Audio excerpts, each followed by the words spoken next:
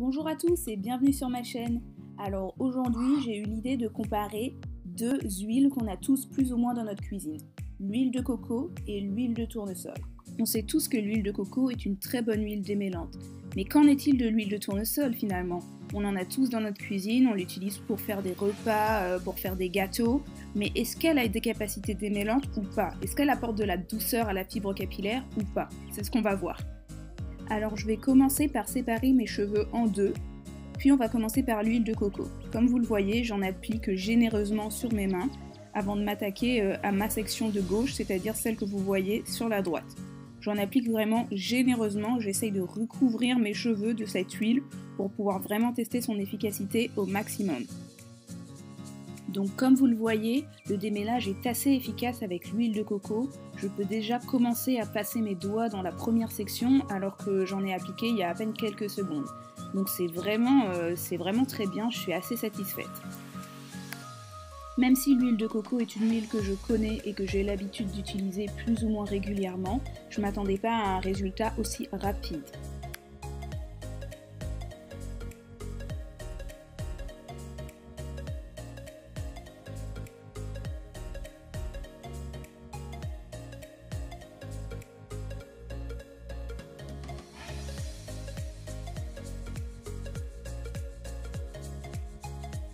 C'est vraiment super efficace, mes cheveux sont doux, démêlés, brillants. Franchement, il n'y a rien à dire, l'huile de tournesol va avoir du mal à battre ça. Ok, autour de l'huile de tournesol maintenant, donc sur l'autre côté de ma tête. J'essaye de séparer une section moyenne en avant et je commence. Soyez pas surpris si ça coule un peu partout, j'ai mis mon huile de tournesol dans un petit bol en plastique donc c'est vraiment pas très pratique.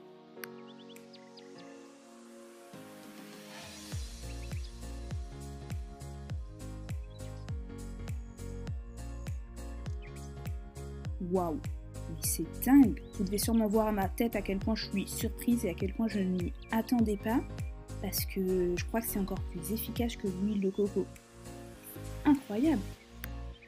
Regardez comme mes cheveux sont démêlés après seulement un passage, et pourtant j'ai les cheveux vraiment très crépus, hein, catégorie 4C, donc je suis super surprise.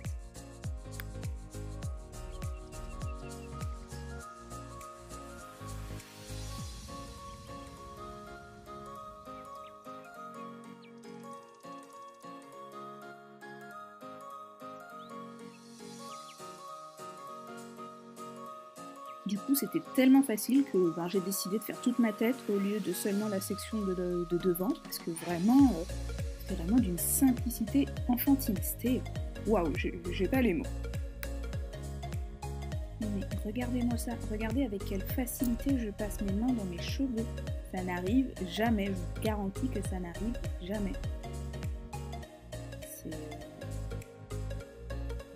Qui aurait cru que l'huile de tournesol qui nous sert à faire de la friture serait aussi efficace pour démêler les cheveux? Pourquoi personne l'a dit avant?